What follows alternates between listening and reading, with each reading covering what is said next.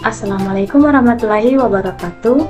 Perkenalkan, nama saya Nur Ayu Lestari dengan NPM S0120230117 dari kelas APN 3A.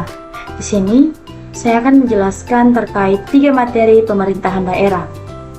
Untuk materi pertama, saya akan menjelaskan tentang memahami pemerintahan. Definisi pemerintah.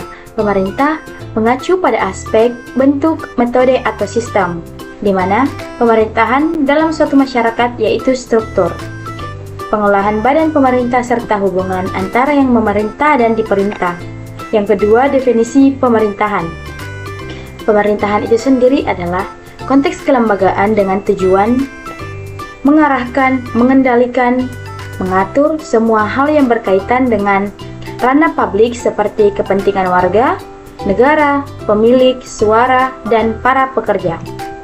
Selanjutnya, fungsi-fungsi pemerintahan menurut Rashid. Yang pertama, ada pelayanan. Pelayanan di mana dia menghasilkan keadilan masyarakat.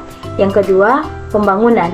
Pembangunan ini menghasilkan kemakmuran bagi masyarakat. Yang ketiga, pemberdayaan. Pemberdayaan ini sendiri menghasilkan kemandirian bagi masyarakat. Dan yang terakhir, ada pengaturan. Pengaturan ini sendiri menciptakan kondisi yang tepat sehingga menjadi waktu yang kondusif. Pada materi kedua, saya akan menjelaskan tentang konsep pemerintahan daerah. Yang pertama, definisi otonomi daerah. Otonomi daerah adalah hak atau kewajiban kepada pemerintah untuk membuat keputusan yang berkaitan dengan kepentingan lokal. Artinya, di mana wewenang dan tanggung jawab diberikan ke tingkat daerah yang lebih rendah dari pemerintah pusat. Yang kedua, mengapa sih otonomi daerah penting? Nah, jawabannya untuk meningkatkan daya guna dan hasil guna penyelenggaraan pemerintahan di daerah, terutama dalam pelaksanaan pembangunan dan pelayanan terhadap masyarakat, serta untuk meningkatkan pembinaan kestabilan politik dan kesatuan bangsa. Selanjutnya, asas penyelenggaraan pemerintahan daerah. Yang pertama, ada desentralisasi. Desentralisasi itu sendiri pemberian kewenangan kepada unit-unit atau pengelola dengan tingkat kewenangan yang lebih rendah dalam suatu struktur organisasi, di mana kategori desentralisasi dibagi menjadi 2. Yang pertama, desentralisasi administratif dan desentralisasi politik. Yang kedua, dekonsentrasi. Dekonsentrasi adalah pelimpahan sebagian urusan pemerintahan yang menjadi kewenangan pemerintah pusat kepada gubernur sebagai wakil pemerintah pusat, kepada instansi vertikal di bawah wilayah tertentu, atau kepada gubernur dan bupati atau wali kota sebagai penanggung jawab urusan pemerintahan umum. Ciri-ciri dekonsentrasi. Yang pertama, perpanjangan tangan pusat. Yang kedua, pertanggungjawaban kegiatan langsung ke pusat bukan ke daerah. Dan yang terakhir, kebijakan, jenis kegiatan, sasaran, biaya, sarana, dan prasarana disiapkan oleh pusat. Selanjutnya, kita masuk kepada tugas pembantuan. Tugas pembantuan itu sendiri penugasan dari pemerintah pusat kepada daerah otonom untuk melaksanakan sebagian urusan pemerintahan yang menjadi kewenangan pemerintah pusat atau dari pemerintah daerah provinsi kepada daerah kabupaten atau kota untuk melaksanakan sebagian urusan pemerintahan yang menjadi kewenangan daerah provinsi. Tujuan tugas pembantuan. Tujuan pemberian tugas pembantuan di mana memperlancar pelaksanaan tugas dan penyelesaian permasalahan, serta dia dapat membantu penyelenggaraan pemerintahan dan pengembangan pembangunan bagi daerah dan desa. Kita masuk pada materi ketiga, yaitu urusan pemerintahan.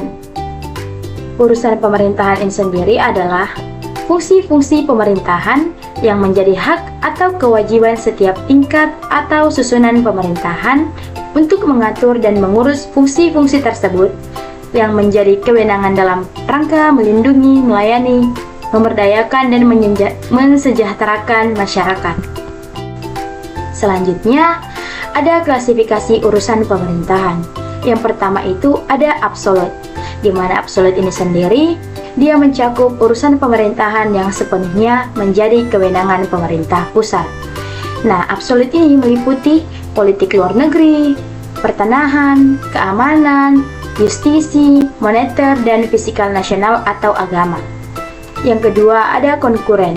Konkuren ini sendiri urusan pemerintahan yang dibagi antara pemerintah pusat dan daerah, provinsi dan daerah, kabupaten atau kota. Nah, konkuren ini terbagi menjadi dua, ada wajib dan pilihan.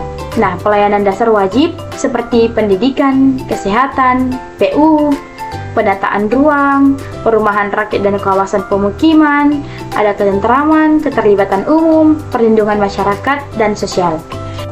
Untuk bagian pilihan, terbagi dari kelautan, perikanan, pariwisata, pertanian, ada kehutanan, energi dan sumber daya mineral, perdagangan, perindustrian, dan transmigrasi. Nah, selanjutnya untuk yang terakhir itu ada klasifikasi umum, di mana klasifikasi umum ini dia mencakup pada urusan pemerintahan yang menjadi kewenangan Presiden sebagai kepala pemerintahan.